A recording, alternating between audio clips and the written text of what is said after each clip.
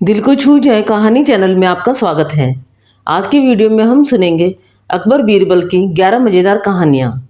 तो चलिए पहली कहानी शुरू करते हैं। एक दिन की बात है, बादशाह अकबर की राजसभा में एक ज्ञानी पंडित आया हुआ था। वह कुछ सवालों के जवाब बादशाह से जानना चाहता था, लेकिन बादशाह के लिए उसके सवालों का जवाब देना मुश्किल हो गया। इसलिए उन्होंने पंडित के सवालों का जवाब देने के लिए बीरबल को आगे कर दिया। बीरबल की चतुराई से सभी वाकिफ थे और सभी को उम्मीद थी कि बीरबल पंडित के हर सवाल का जवाब आसानी से दे सकते हैं। पंडित ने बीरबल से कहा, मैं तुम्हें 2 विकल्प देता हूँ, या तो तुम मेरे 100 आसान सवालों के जवाब दो या फिर मेरे एक मुश्किल सवाल का जवाब दो। बीरबल ने सोच विचार करने के बाद कहा कि मैं आपके एक मुश्किल सवाल का जवाब देना चाहता हूँ। फिर पंडित ने बीरबल से पूछा, तो बताओ, मुर्गी पहले आई या अंडा? बीरबल ने तुरंत पंडित को जवाब दिया कि मुर्गी पहले आई। फिर पंडित ने उनसे पूछा कि तुम इतनी आसानी से कैसे बोल सकते हो कि मुर्गी पहले आई? इस पर बीरबल ने पंडित से कहा कि यह आपका दूसरा सवाल है और मुझे आपके एक सवाल का ही जवाब देना था।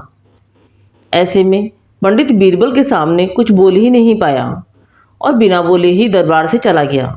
बीरबल की चतुराई और अक्लमंदी को देखकर अकबर हमेशा की तरह इस बार भी बहुत खुश हुए।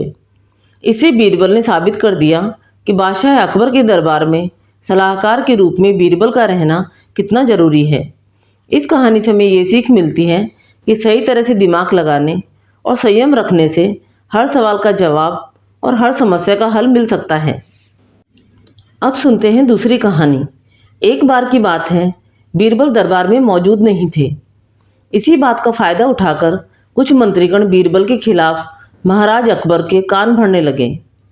उनमें से एक कहने लगा, महाराज, आप केवल बीरबल को ही हर जिम्मेदारी देते हैं और हर काम में उन्हीं की सलाह ली जाती है। इसका मतलब यह है कि आप हमें अयोग्य समझते हैं, मगर ऐसा नहीं है, हम भी बीरबल जितने ही योग्य हैं। महाराज को बीरबल बहुत प्रिय थे। वह उनके खिलाफ कुछ नहीं सुनना चाहते थे, लेकिन उन्होंने मंत्रीगणों को निराश न करने के लिए एक समाधान निकाला। उन्होंने उनसे कहा, मैं तुम सभी से एक प्रश्न का जवाब चाहता हूँ, मगर ध्यान रहे कि अगर तुम लोग इसका जवाब न दे पाए तो तुम सबको फांसी की सज़ा सुनाई जाएगी। दरबारियों ने झिझक कर महाराज से कहा, ठीक है महाराज, हमें आपकी ये शर्त मंजूर है, लेकिन पहले आप प्रश्न तो पूछिए। महाराज ने कहा, दुनिया की सबसे बड़ी चीज़ क्या है? यह सवाल सुनकर सभी मंत्रीगण एक दूसरे का मुँह ताकने लगे। महाराज ने उनकी ये स्थिति देखकर कहा, याद रहे कि इस प्रश्न का उत्तर सटीक होना चाहिए, मुझे कोई भी अटपटा सा जवाब नहीं चाहिए। इस पर मंत्रीगणों ने राजा से इस प्रश्न का उत्तर देने के लिए कुछ दिनों की मोहलत मांगी। राजा भी इस बात के लिए तैयार हो गए। महल से बाहर निकलकर सभी मंत्रीगण इस प्रश्न का उत्तर ढूंढने लगे। पहले ने कहा कि दुनिया की सबसे बड़ी चीज़ भगवान है, तो दूसरा कहने लगा कि दुनिया की सबसे बड़ी चीज़ भूख है। तीसरे ने दोनों के जवाब को नकार दिया और कहा कि भगवान कोई चीज़ नहीं है और भूख को भी बर्दाश्त किया जा सकता है। इसलिए राजा के प्रश्न का उत्तर इन दोनों में से कोई नहीं है। धीरे धीरे समय बीतता गया और मोहलत में लिए गए सभी दिन गुजर गए।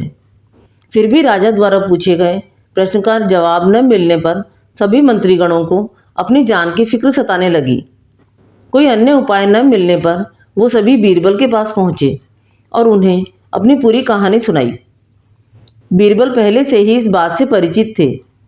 उन्होंने उनसे कहा, मैं तुम्हारी जान बचा सकता हूँ, लेकिन तुम्हें वही करना होगा जैसा मैं कहूँ। सभी बीरबल की बात पर राजी हो गए। अगले ही दिन बीरबल ने एक पालकी का इंतजाम करवाया। उन्होंने 2 मंत्रीगणों को पालकी उठाने का काम दिया, तीसरे से अपना हुक्का पकड़वाया और चौथे से अपने जूते उठवाए। वह स्वयं पालकी में बैठ गए। फिर उन सभी को राजा के महल की ओर चलने का इशारा दिया।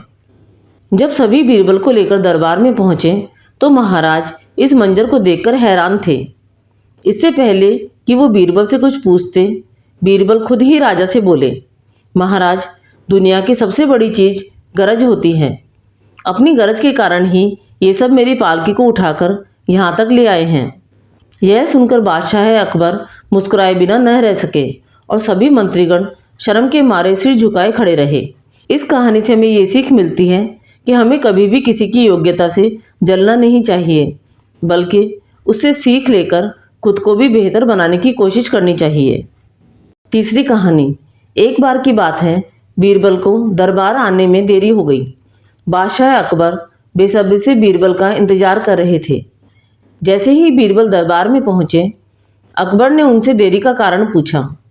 बीरबल कहने लगे कि आज जब वह घर से निकल रहे थे तो उनके छोटे छोटे बच्चों ने उन्हें रोक दिया और कहीं न जाने की जिद करने लगे। किसी तरह बच्चों को समझा बुझाकर निकलने में ही देर हो गई। बादशाह को बीरबल की इन बातों पर बिल्कुल यकीन नहीं हुआ। उन्होंने सोचा कि बीरबल देर से आने का झूठा बहाना बना रहे हैं। उन्होंने बीरबल को कहा कि बच्चों को मनाना इतना भी कठिन काम नहीं है। अगर वे ना माने तो थोड़ा डांट डपट कर उन्हें शांत किया जा सकता है। वहीं बीरबल इस बात से परिचित थे कि बच्चों के मासूम सवालों और जिद को पूरा कर पाना बेहद मुश्किल होता है। जब अकबर इस बात से संतुष्ट न हुए तो बीरबल को एक उपाय सूझा। उन्होंने राजा के सामने एक शर्त रखी।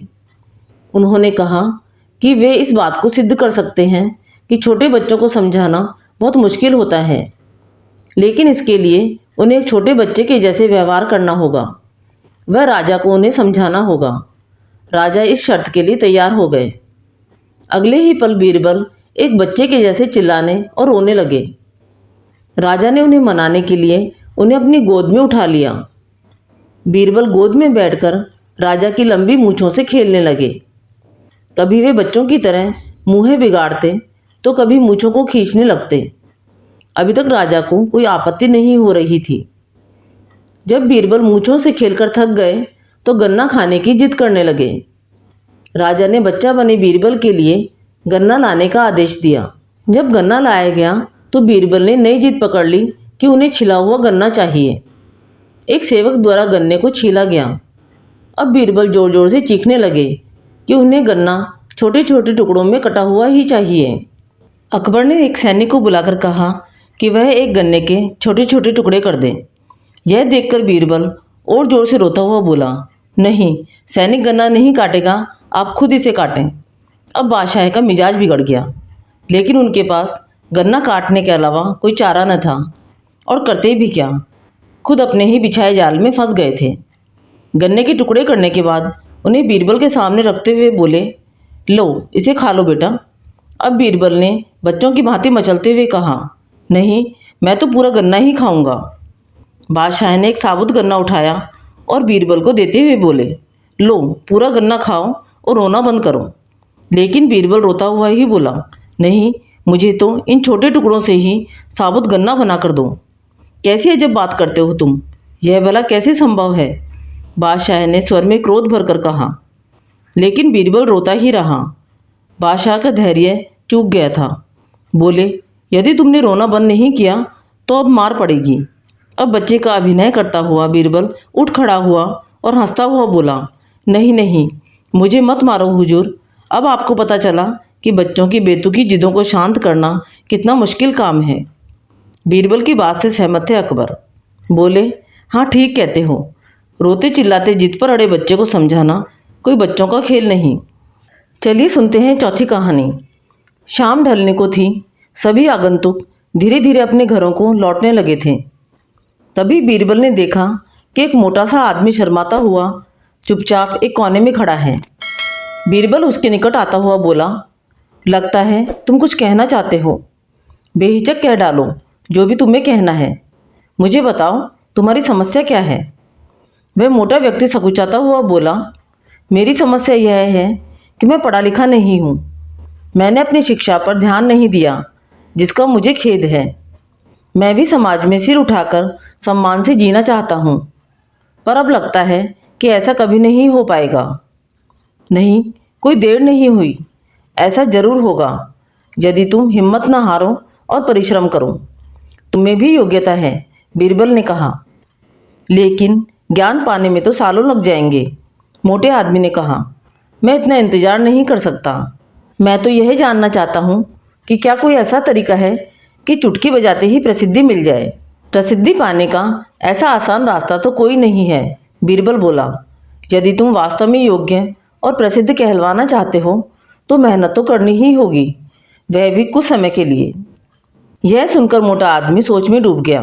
नहीं, मुझ में इतना धैर्य नहीं है, मोटे आदमी ने कहा। मैं तुरंत ही प्रसिद्धि पाकर पंडित जी कहलवाना चाहता हूँ। बीरबल ने कहा, ठीक है, इसके लिए तो एक ही उपाय है। कल तुम बाजार में जाकर खड़े हो जाना। मेरे भेजे आदमी वहाँ होंगे जो तुम्हें पंडित जी कहकर पुकारेंगे। वे बार बार जोर जोर से ऐसा कहेंगे। इससे दूसरे लोगों का ध्यान इस ओर जाएगा और वे भी तुम्हें पंडित जी कहना शुरू कर देंगे।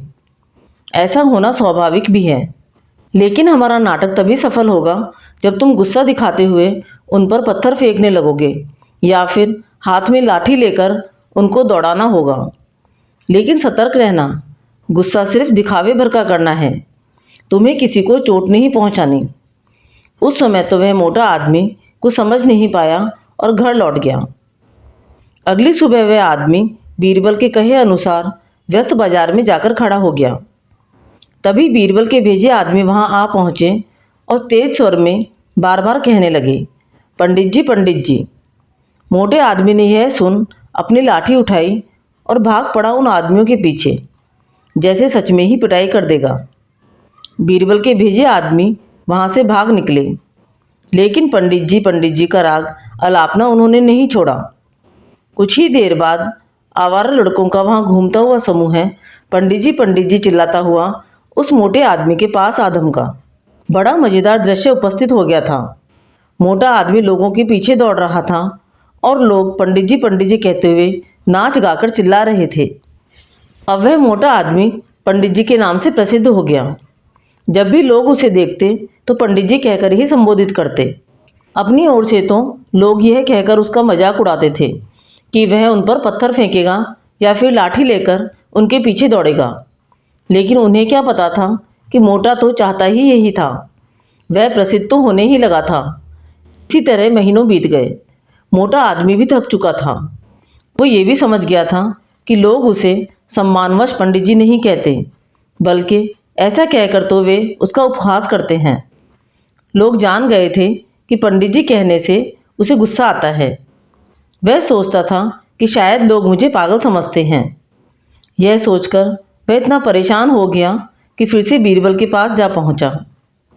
वह बोला, मैं मात्र पंडित जी कहलाना नहीं चाहता। वैसे मुझे स्वयं को पंडित कहलाना पसंद है और कुछ समय तक तो यह सुनना भी मुझे अच्छा लगा, लेकिन अब मैं थक चुका हूँ। लोग मेरा सम्मान नहीं करते, बल्कि वे तो मेरा मजाक उड़ाते हैं। मोटे आदमी को वास्तविकता का आभास होने लगा था। मोटे आदमी को यह कहता देख बीरबल हंसता हुआ बोला, मैंने तो तुमसे पहले ही कह दिया था कि तुम बहुत समय तक ऐसा नहीं कर पाओगे। लोग तुम्हें वो सब कैसे कह सकते हैं जो तुम हो ही नहीं। क्या तुम उन्हें मूर्ख समझते हो? जाओ, अब कुछ समय किसी दूसरे शहर में जाकर बिताओ। जब लौटो तो उन लोगों को नज़रअंदाज कर देना जो तुम्हें पंडित जी कहकर पुकारें। एक अच्छे सभ्य व्यक्ति की तरह आचरण करना। शीघ्र ही लोग समझ जाएंगे कि पंडित जी कहकर तुम्हारा उपहास करने में कुछ भी नहीं रखा और वे ऐसा करना छोड़ देंगे। मोटे आदमी ने बीरबल के निर्देश पर अमल किया।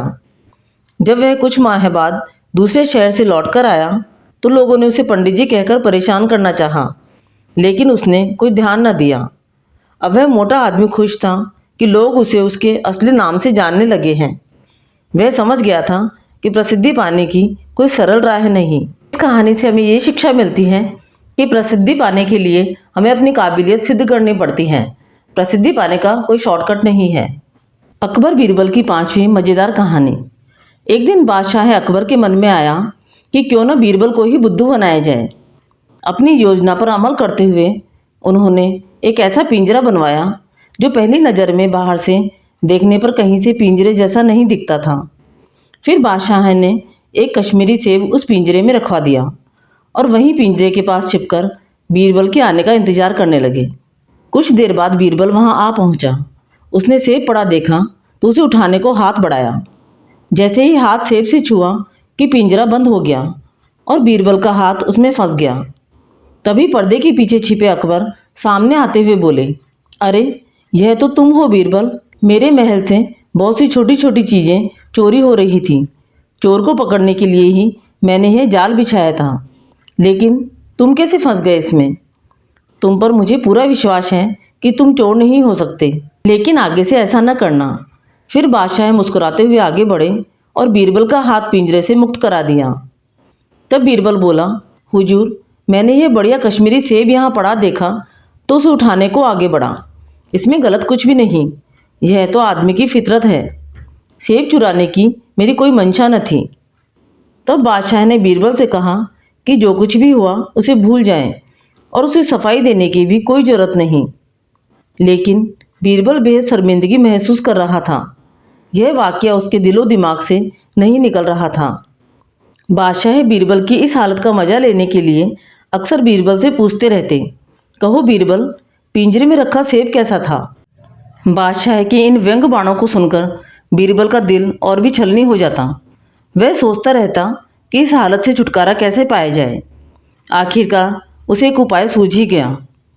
एक दिन बादशाह का मन हुआ कि शिकार के लिए जंगल में जाया जाए। यूं तो बीरबल भी अकबर के साथ जाते थे, लेकिन उस दिन वे जानबूझकर गायब हो गए और बादशाह को अकेले ही जाना पड़ा। जंगल में शिकार की तलाश करते हुए अकबर काफ़ी भीतर तक सुनसान में चले गए। इधर रात ढलने को थी, तभी उनके कानों में गरजती हुई आवाज़ सुनाई दी, रुको, कौन हो तुम? घोड़े से नीचे उतरो। जब बादशाह ने पीछे मुड़कर देखा कि आवाज़ देने वाला कौन है, तो उन्हें एक बड़े पेड़ के नीचे शरीर पर शेर की खाल लपेटे एक आदिवासी खड़ा दिखाई दिया। उसके हाथ में लाठी थी। बादशाह ने उससे बचकर निकलने का प्रयास किया और आगे बढ़ने लगे। तभी वह आदिवासी अपनी लाठी जमीन पर पटकता हुआ चिल्लाया, तुम अभी तक घोड़े पर सवार हो, उतरे क्यों नहीं? मैं इस जंगल का देवता हूँ, तुम्हें मेरी आज्ञा माननी ही होगी। अब बादशाह डर गए, घोड़े से उतरे और जंगल के देवता का अभिवादन किया। वे बोले, जंगल के देवता, मैं यहाँ इस जंगल में शिकार खेलने आया था। यह जंगल मेरे राज्य की सीमा के भीतर है, लेकिन अब मैं यहाँ से जाना चाहता हूँ। ऐसा कहकर वे जाने को तैयार ही हुए थे कि जंगल का देवता बोला, ठहरो, तुमने मेरे इलाके में मेरी इजाज़त के बिना प्रवेश किया है, तुम्हें इसकी सज़ा मिलेगी। बादशाह अब और भी डर गए। बोले, सुनो देवता, मुझे बख्श दो, यह सब अनजाने में हुआ है। यदि ऐसा हुआ है तो तुम्हें कड़ी सज़ा नहीं मिलेगी। दूर उस पेड़ को देख रहे हो ना तुम? उस पेड़ तक दौड़ते हुए जाओ और साथ में यह बोलो कि जंगल के राजा का हुक्म है। बादशाह ने वैसा ही किया जैसा करने को कहा गया था। इसके बाद वे वापस महल में लौट आए। उनकी समझ में अब तक यह नहीं आ रहा था कि ऐसा क्यों हुआ। वे तो पहले भी कई बार शिकार खेलने उस जंगल में जा चुके थे। अगले दिन जब बीरबल रोज की तरह दरबार में आया तो बादशाह बोले, कहो बीरबल, सेब कैसा था? वैसा ही जैसा जंगल का देवता था, बीरबल ने तुरंत जवाब दिया। बादशाह हैरान रह गए कि बीरबल को कैसे पता चला कि बीती रात जंगल में उनके साथ क्या हुआ था। हैरानी भरे स्वर में अकबर बोले, बीरबल, तुम्हें जंगल के देवता के बारे में कैसे पता चला? बीरबल बोले, हुजूर, मुझे रात को सपना आया था और उस सपने में ही मुझे जंगल के देवता के बारे में पता चला, जबकि वास्तविकता यह थी कि जंगल का देवता कोई और नहीं, वेश बदले हुए बीरबल ही था। मजाक का बदला उसने मजाक करके ही लिया था। उसी दिन से बादशाह ने बीरबल का मजाक बनाना छोड़ दिया। अब शुरू करते हैं छठी कहानी। बीरबल अकबर का सबसे अधिक चहेता था और इसी के चलते उसे जलने वालों की दरबार में कमी नहीं थी। ऐसे ही एक दिन बीरबल से ईर्ष्या रखने वाला एक दरबारी बोला, बंदा परवर, बीरबल के स्थान पर आपको संगीत सम्राट तानसेन को अपना प्रधानमंत्री बनाना चाहिए। बादशाह बोले, ठीक है, मैं दोनों की परीक्षा लूँगा, उसमें से जो भी खरा उतरेगा वही प्रधानमंत्री बनने के काबिल होगा। अगले दिन बादशाह ने एक एक सीलबंद लिफाफा बीरबल और तानसेन को देते हुए कहा, इसमें रूस के बादशाह के नाम मेरा पैगाम है, इसे लेकर जाओ और उनका जवाब लेकर वापस आओ।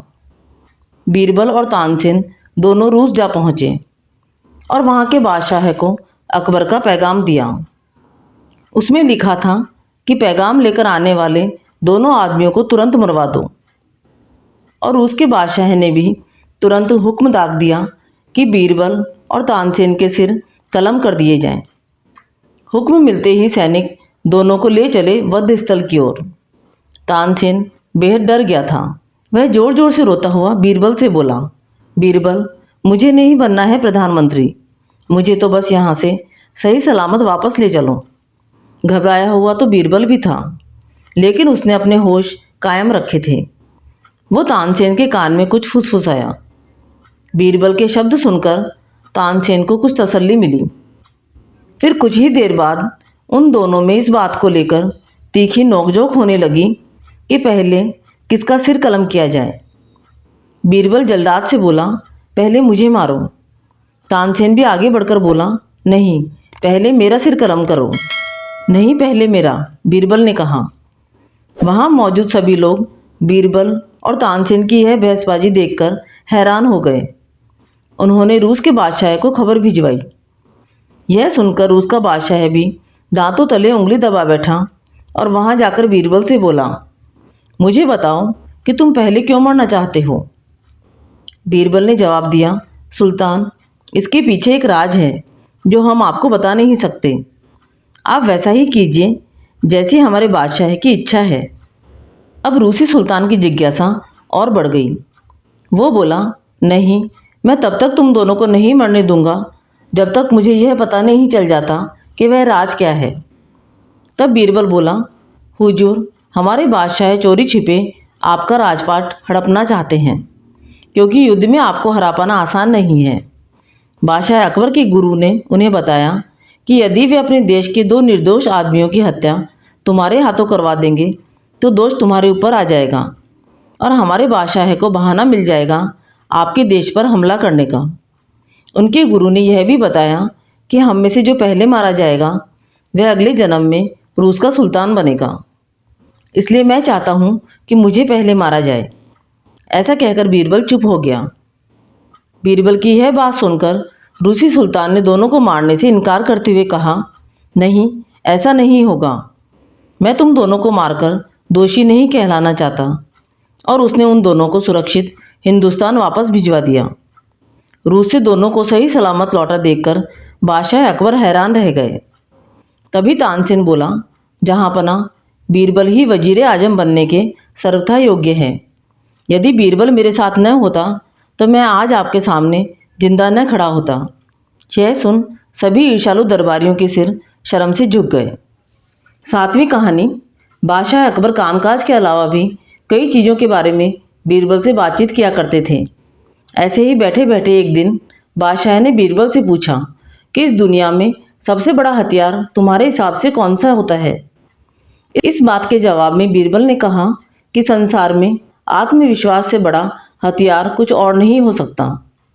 यह बात अकबर के समझ में नहीं आई, लेकिन फिर भी उन्होंने कुछ नहीं कहा।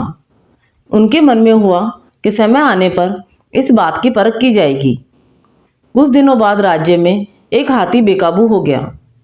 पता करने पर समझ आया कि वो पागल हो गया है। उसे कर्मचारियों ने जंजीरों से जकड़ लिया था। इसकी खबर जैसे ही बादशाह को पहुंची तो उन्होंने सीधे महावत से कहा कि जब भी तुम्हें बीरबल आता दिखे तो हाथी की जंजीरों को खोल देना। यह सुनकर महावत हैरान हो गया, लेकिन बादशाह का आदेश था, इसलिए सिर झुकाकर चला गया। अब अकबर ने बीरबल को महावत के पास जाने के लिए कहा। महावत ने भी बादशाह के आदेश का पालन करते हुए बीरबल को आते देख हाथी को जंजीरों से मुक्त कर दिया। बीरबल को इस बात की खबर नहीं थी, इसलिए वो आराम से चल रहे थे। तभी उनकी नज़र चिंघाड़ते हुए हाथी पर पड़ी। जैसे ही उन्होंने देखा कि हाथी उनकी ही तरफ आ रहा है, वो कुछ समझ नहीं पाए। कुछ ही देर में उनके दिमाग में हुआ कि बादशाह ने मेरी आत्मविश्वास वाली बात को परखने के लिए ही इस हाथी को मेरे पीछे छोड़ने का आदेश दिया होगा। अब बीरबल इधर उधर भागने की सोच रहे थे, लेकिन ऐसा कुछ हो नहीं पाया। सामने से हाथी आ रहा था और अगल बगल में भागकर जाने की जगह नहीं थी। इतने में ही हाथी बीरबल के काफ़ी करीब पहुंच गया। तभी बीरबल ने सामने एक कुत्ते को देखा और उसे टांगों से पकड़कर हाथी की तरफ फेंक दिया। कुत्ता चीखते हुए हाथी से टकराया। उसकी ऐसी चीखें सुनकर हाथी वापस उल्टी दिशा में भागने लगा। कुछ ही देर में इस बारे में बादशाह अकबर को पता चला। तब जाकर उन्होंने माना कि आत्मविश्वास ही मनुष्य का सबसे बड़ा हथियार है। इस कहानी से हमें ये सीख मिलती है कि हर किसी की बात पर यूं ही भरोसा नहीं कर लेना चाहिए। बात की जांच और परख करना जरूरी है। दूसरी सीख यह है कि यदि इंसान समय से पहले उम्मीद न छोड़े तो परेशानी से बाहर निकला जा सकता है। 8वीं कहानी। बीरबल की बुद्धि और समस्या को भांप लेने की कला के कारण बादशाह उन्हें खूब पसंद करते थे। इसी कारण से दूसरे लोग बीरबल से उतना ही जलते थे। इन जलने वालों में से एक अकबर का साला भी था। वो हमेशा से ही बीरबल को मिला हुआ खास स्थान लेना चाहता था। बादशाह जानते थे कि बीरबल जैसा कोई और नहीं हो सकता। वो अपने साले को भी ये बात समझाने की कोशिश करते थे, लेकिन उनका साला हमेशा कहता था कि वो भी काफ़ी बुद्धिमान है। इन सब बातों के कारण एक बार बादशाह के मन में हुआ कि अब ये ऐसे नहीं मानेगा, इसे कुछ कार्य देकर ही समझाना पड़ेगा। तभी अकबर ने अपने साले से कहा कि तुम अपने दिमाग और सूझबूझ से इस कोयले की बोरी को सबसे ज़्यादा लालची सेठ दमड़ी लाल को बेचकर आओ।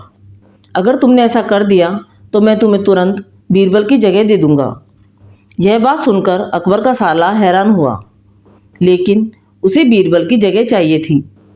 इसी सोच के साथ वो कोयले की बोरी लेकर सेठ के पास पहुंच गया। सेठ ऐसे ही किसी की बातों में आने वाला नहीं था, इसलिए उसने उसे खरीदने से मना कर दिया। अब अपना उदास चेहरा लेकर अकबर का साला महल लौट आया। उसने कहा कि मैं इसे नहीं बेच पाया।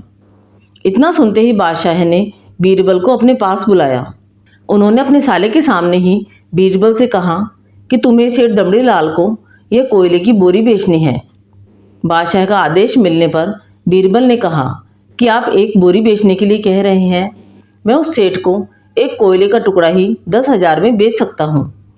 यह बात सुनकर अकबर का साला दंग रह गया। अकबर ने कहा कि ठीक है, तुम एक ही कोयले का टुकड़ा बेच आओ। बादशाह का आदेश मिलते ही एक कोयले का टुकड़ा उठाकर बीरबल वहाँ से चले गए। उन्होंने सबसे पहले एक मलमल के कपड़े का कुर्ता अपने लिए सिलवाया, फिर उसे पहनकर अपने गले में हीरे मोती की मालाएं डाल ली और महंगे दिखने वाले जूते भी पहन लिए। इतना सब करने के बाद बीरबल ने उस कोयले के टुकड़े को सुरमा यानी काजल की तरह बारीक पीसकर एक कांच की डिब्बी में डलवा लिया। इसी भेष में वो महल के मेहमान घर में आ गए। फिर बीरबल ने एक इश्तिहार दिया कि बगदाद के एक जाने माने शेख पहुंचे हैं जो जादुई सुरमा बेचते हैं। सुरमे की खासियत में बीरबल ने लिखवाया कि इसे लगाने वाला अपने पूर्वजों को देख सकता है। यदि पूर्वजों ने कोई धन छुपा रखा है तो वो उसका भी पता बता देंगे। इस इश्तिहार के सामने आते ही पूरे नगर में बीरबल के शेख रूप और चमत्कारी सुरमे की बात होने लगी। सेठ दमड़ी लाल तक भी यह बात पहुंच गई। उसके मन में हुआ, जरूर मेरे पूर्वजों ने धन गाड़ रखा होगा, मुझे तुरंत शेख से संपर्क करना चाहिए। इतना सोचकर दमड़ी लाल शेख बने बीरबल के पास पहुंचा। बीरबल ने जानबूझकर उन्हें पहचाना नहीं। सेठ ने शेख से कहा कि मुझे सुरमे की डिब्बी चाहिए। शेख ने जवाब दिया, बिल्कुल लीजिए, लेकिन एक डिब्बी की कीमत 10,000 रुपये है। सेठ काफ़ी चालाक था। उसने शेख से कहा कि मैं पहले सुरमा आंखों में लगाना चाहता हूँ, उसके बाद पूर्वजों के दिखने पर ही मैं 10,000 रुपये दूंगा। शेख बने बीरबल ने कहा कि ठीक है, आपको ऐसा करने की इजाज़त है, बस आपको सुरमे की जांच करने के लिए चौराहे पर चलना होगा। चमत्कारी सुरमे का करिश्मा देखने के लिए वहाँ लोगों की भीड़ लग गई। तब बीरबल बने शेख जोर जोर से कहने लगे, इस चमत्कारी सुरमे को सेठ जी लगाएंगे। अगर ये सेठ अपने माता पिता की ही औलाद है तो इन्हें सुरमा लगाते ही तुरंत पूर्वज नजर आ जाएंगे। पूर्वज नहीं दिखे तो मतलब यह होगा कि वो अपने माता पिता की औलाद नहीं हैं। असली औलादों को ही यह सुरमा लगाने पर अपने पूर्वज नजर आते हैं। यह सब कहने के बाद शेख ने सेठ के आंखों पर सुरमा लगा दिया और कहा कि आंखें बंद कर लो। सेठ ने आंखें बंद की, लेकिन उन्हें कोई भी दिखाई नहीं दिया। अब सेठ के मन में हुआ कि मैंने कह दिया कि मुझे कोई नहीं दिखा तो भारी अपमान हो जाएगा। इज्जत को बनाए रखने के लिए सेठ ने आंखें खोली और कहा कि हाँ, मुझे अपने पूर्वज दिख गए। इसके बाद गुस्से में लाल सेठ जी ने बीरबल के हाथ में 10,000 रुपये थमा दिए।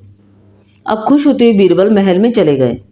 उन्होंने कहा, लीजिए महाराज, एक कोयले के 10,000 रुपये, और सारा किस्सा सुना दिया।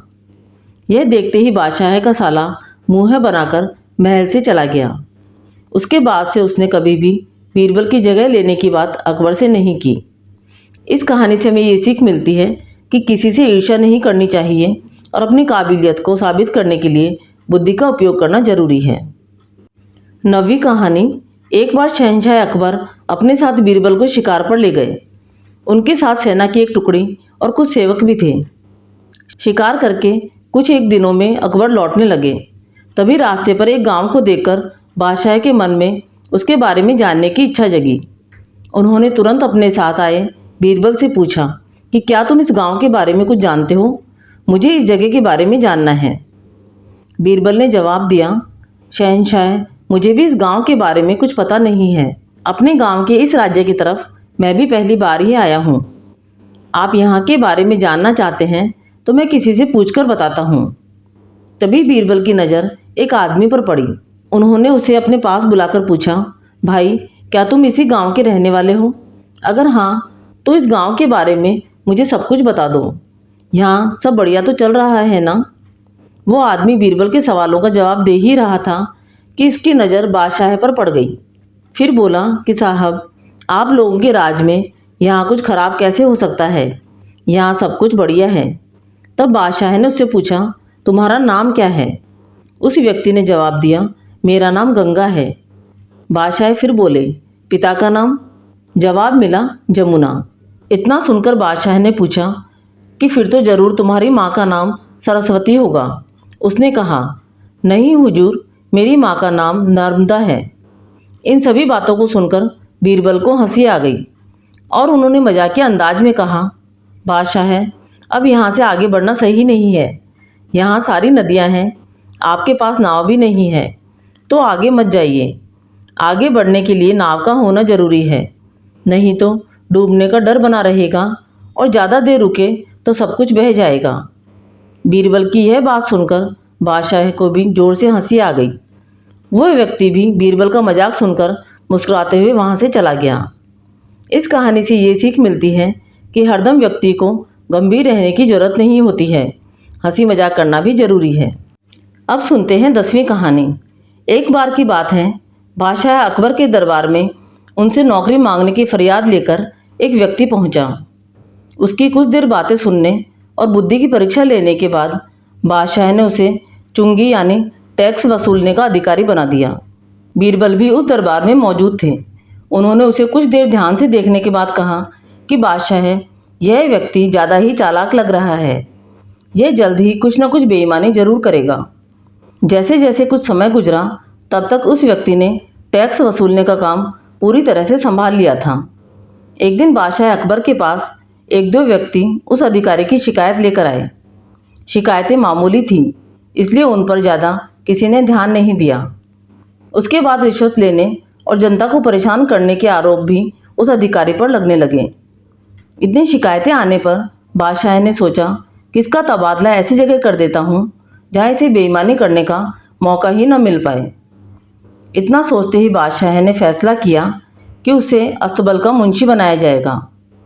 फिर अकबर ने मन में कहा कि अब घोड़ों की लीद उठवाने के काम में ये क्या ही बेईमानी कर पाएगा। वहाँ मुंशी के पद पर पहुँचते ही उस व्यक्ति ने फिर रिश्वत लेना शुरू कर दिया।